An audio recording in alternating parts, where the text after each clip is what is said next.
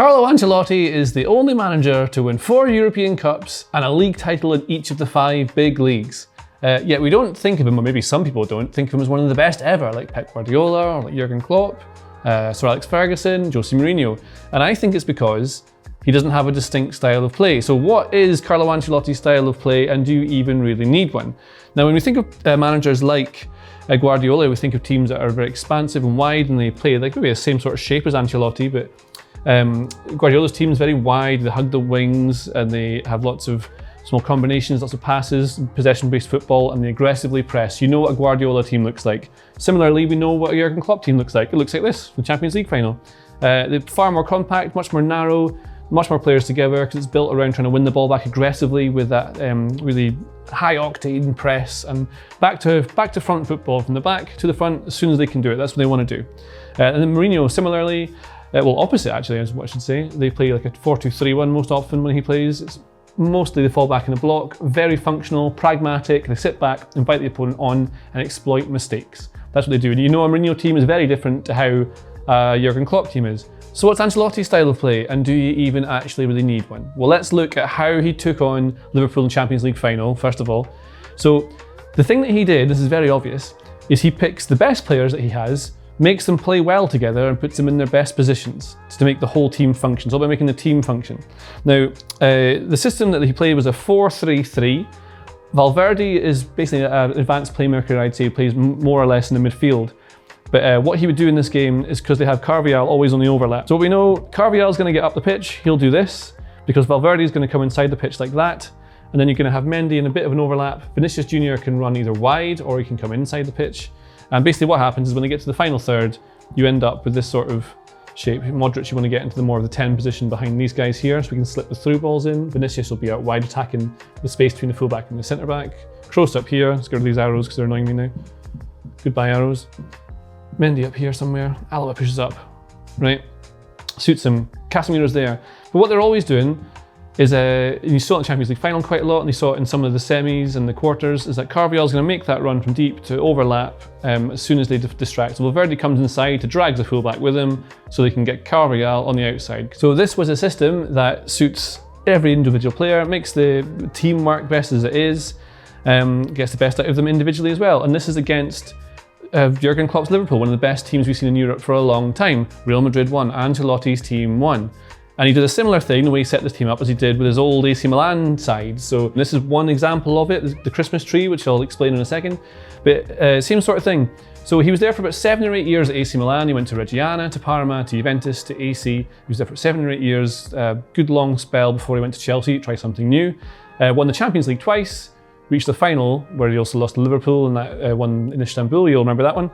And this is what one of those teams looked like. Now, tactically, there's nothing too intense or huge detailed about it. In fact, if I divide this pitch into lines, like we like to do with some of the managers we talk about, this is your wide space, this is your half space, center space, half space, wide space.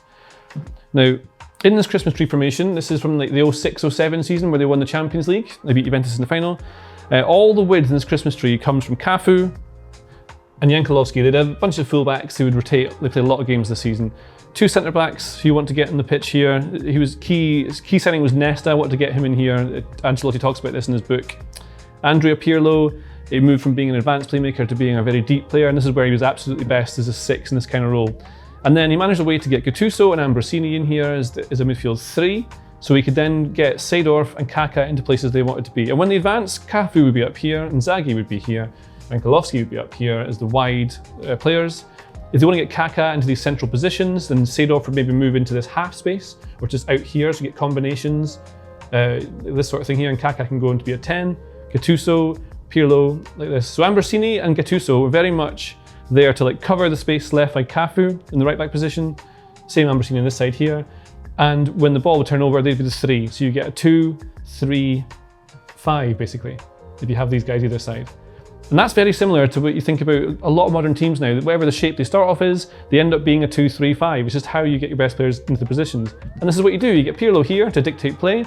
These guys look after it at the back. Inzaghi does what he used to do, which is just poach and score goals, miss a bunch of chances, but then score the winner. Seedorf and Kaká, amazing playmakers as well, and you've got your width from your fullbacks. It's another system that suits the individuals exactly, They would sit deeper when they wanted to, they would press when they wanted to. Remember, Ancelotti learned how to coach while he's working under Arrigo Sacchi, with a very distinct style of play. But Ancelotti is very much about just kind of making sure that the players are where they're meant to be. If it wasn't this kind of Christmas tree formation, another one he used to use a lot, he says is one of his favoured formations, was a diamond. Now, back in the day, he used to have Rui Costa and Seedorf, and who else did he used to have? Gattuso and Pirlo. So you had these four players who all could basically play in similar positions. Pirlo and Rui Costa could sit as 2 10s if they wanted to. Seedorf could play as a 10. Rui Costa is probably the more advanced of all of them. But Ancelotti says in his book, it wasn't that he decided this is the best way to do it. He told them to find a way to figure out how they could play together, and they did. So that's what they did. Pirlo sits here, Gattuso sits on the right, Seedorf would be on the left, Rui Costa is a 10. That's what they managed to do. And that meant he could play Inzaghi and another player up front. I think Shevchenko used to play alongside them. So it's just solutions to how you get everything working, get 2 strikers in there. Wid's always relying on here and playing these sorts of bits and pieces, but it worked. He won the Champions League twice. We know this sort of thing works.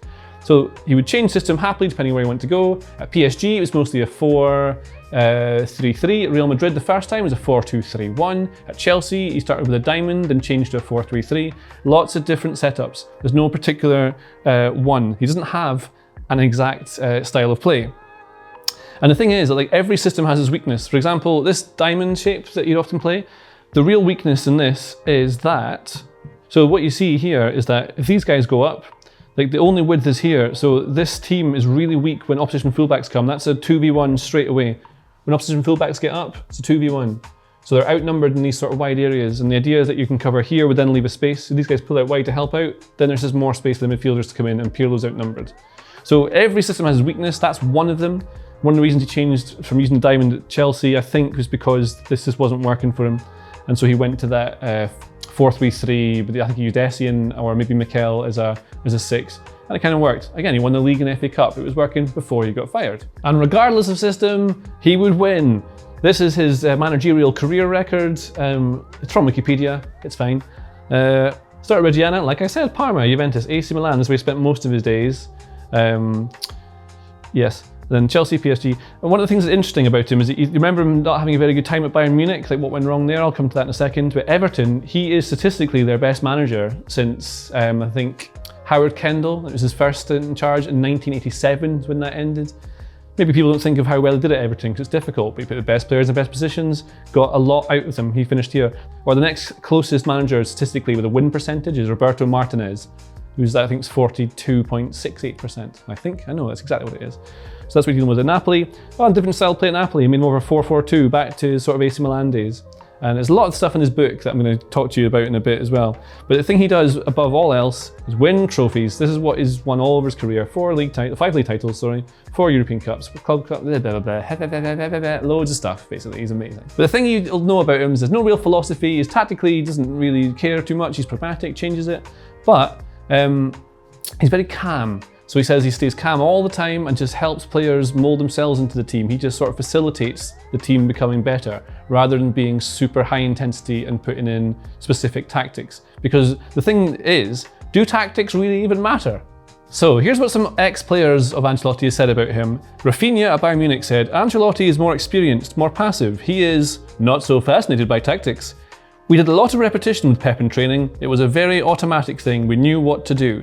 With Ancelotti, it's quieter, but with the same intensity. He's a calmer, more familiar trainer. That's a lovely story from Rafinha. Well done, Rafinha. Now, if you think what happened at Bayern Munich when Rafinha was there and Ancelotti was there. So a lot of people think of it as a bad time for Ancelotti, like it wasn't successful. He won the Bundesliga by 15 points. It's kind of easy to do in Germany, but still did it. And the thing is that he followed Guardiola at a really difficult time, and they're very stylistically different. Guardiola is super intense, high energy, his players are drilled, so they know exactly what to do when and where. It all looks automated, but it's very, very specific. Like if he goes here and he has to go here. And so, it's all very much, you do exactly what Guardiola says. Ancelotti's a lot different, and he's not quite as intense. And that's what the players said, it wasn't quite as intense, and they felt there was a drop-off. But this came at the same time as all their main players, like Lam, Ribery, Robin, and Alonso, all in their mid-30s, coming to the end of their peak, or the end of their careers, really. So Ancelotti's trying to man-manage these players, huge stars, like big, important names in the team, who maybe don't accept that they're not quite as good as they used to be. You do get slower when you get older. And so that's one thing he's trying to manage. You can't really press with that sort of team. So you can't play in the same way that, Guardiola used players to do that sort of thing. Ancelotti's trying to manage the next cycle of it. That's what his job was to do. And so you think of that as being a bit of a thing. But then if you also think of, and I'm going to read from a book now. This is a first. Here's a book. I have read a book before. Now, this is what Cristiano Ronaldo said. And I'm going to do my best impression of Ronaldo to this. Even with Carlo, there was not much emphasis on tactics, even though he had worked in Italy. Before he arrived at Madrid, we were all thinking that as an Italian, he would have a strong emphasis on a lot of tactical training sessions. But the training started with Carlo, and no tactics. He said, with this team, I don't need a lot of tactics. I want to score goals with these players. When you have this mentality to attack, the emphasis shifts away from defensive training. Of course, you must still have quality organization, but not tactics in the way that tactics are usually used, such as when making a counter-attacking team. Carlo is not like that. Other players have told me that he worked hard on tactics at other clubs, but not here at Real Madrid, no. So that's how Ronaldo sounds. And also another indication that he doesn't really do much with tactics. It's to do more with getting the best players, the best positions, and then sort of working out a strategy to win the game. There's no right way to do it. But also, conversely, and I'll just go against what I'm saying here, there's very specific things he did in certain games that helped him win the Champions League in the 2022 season. Like they had to beat PSG, Chelsea, Man City, and Liverpool to win the thing. Those are three of the best teams in the world, plus Chelsea, who were the reigning European champions. That's a pretty impressive thing, and they had to come back, I think, against almost all of them. Against PSG, who had like Messi, Neymar, Mbappe, He-Man, like all the best players were on their team. But Real Madrid also, I think they were 1-0 down the first leg. Second leg, they went down early to an Mbappe goal. And then he makes second half changes that change the game. So off comes Toni Kroos. On comes Camavinga. More energy, more dynamism, a bit more speed. He's got that coming on. I think also what came off was the right-sided forward, and on came Vasquez, who is absolutely rapid. So suddenly you have more pace and drive in your team, and they went at PSG. So they tried to, this is at home as well, the Real Madrid game, but the idea is they want to draw PSG in, be patient, be calm. That's the style of Ancelotti's management, and then hit them. And so as they were going with it, they pushed up. Benzema managed to close down the goalkeeper. It was Donnarumma in goal. You might remember this. He won the ball here. Ball went across here, and someone put it in for Benzema to score the opener. Now, from there on, momentum shifted. They have this thing that Real Madrid have that meant they were able to push through and get another couple of goals. I think it was Vinicius and Benzema scored another one. Excellent goals that they scored. So that's how they did that one. And then we saw against Chelsea that they were able to deal with what Chelsea had to offer. And here's another quote. This is what Ancelotti said after the Chelsea game. This is how they did that. Chelsea put an awful lot of effort into their press, and that gave us the edge in extra time because we were fresher than them at that stage. So is that tactics he's using? All he's doing is making more subs. Chelsea made 3 subs in extra time. Real Madrid made, I think it was 4 in normal time and 1 in extra time. So by just by making 4 subs, his players had more energy, therefore they were able to withstand the Chelsea press. So they defended well, compact, made sure they didn't concede any silly chances. Chelsea couldn't break through. Chelsea wasted all their energy trying to press really high up the pitch. Ancelotti's team won. That's a tactic against another one. It is tactical. And then we look at how he beat Liverpool. Ancelotti said after the game as well, there's another quote from Ancelotti, I think it helped that Liverpool were easier to decipher than the others because they have a very clear identity. As we know, they're very clear 4-3-3, very narrow, compact. They push a high line, so when they push up like this, you're gonna leave space in behind. And they have to commit to be able to go through. They've got to commit. Robertson's got to go high. Alexander Arnold's got to go high. Konaté and Van Dijk have to play a high line. This is where the space is. It's in here. This is where they attacked. Vinicius Jr. trying to get all over here. Benzema wants to get in amongst it as well. This is what they want to do. And you saw there was a mistake in the video we did after the Champions League final where you see the error that maybe Robertson's made with his positioning. Just one error is how they managed to counter-attack, and Vinicius manages to exploit it. More of this quote though. So they have a very clear identity, that's where we left it, right? So because they had a clear identity, we could prepare the way that we did. We knew what strategy to take. Don't give them space behind the defence to run into. Perhaps our football wasn't extraordinarily beautiful on an aesthetic level, but playing out from the back to incentivise our pressing wasn't a great idea. We had a few more long balls, then we got to control the ball more, especially in the second half. So you see, I think that counts as tactics. It's not, you don't have to be super in depth and have like a beautiful 4-1-4-1 that closes up into a 4-4-2 and expands to have it. Ancelotti makes game plans for each individual game. He assesses his opponents to do what his staff say. In the Man City game, he asked Toni Kroos and Marcelo, there's footage of him doing it in extra time, asking their opinion on the substitutions they should make in that extra time when they beat Man City. So he relies, and that's good management, right? You're what's the word? You're letting, what's the word when you let people do more? What is that word? Delegation. He likes to delegate he likes to delegate tasks to his staff. I think that's good. And then he doesn't need to necessarily have it all about him. It's all about winning the game, doing it in a calm, measured, sensible way. And so throughout his career, he's sort of shown the same things. He puts the best players he has into the best positions. He forms a team spirit. He manages to get them over the line time and time again. And he is one of the greatest managers in history. If you like this video, please consider subscribing to the channel. The Athletic is home to some of the world's best sports journalists, including David Ornstein, Daniel Taylor, Ollie Kay, Amy Lawrence and Rafa Honigstein. There are journalists dedicated to each Premier League team, so every fan gets the coverage they deserve, not just the big clubs. And you can try it for free now for 30 days. See the link in the description.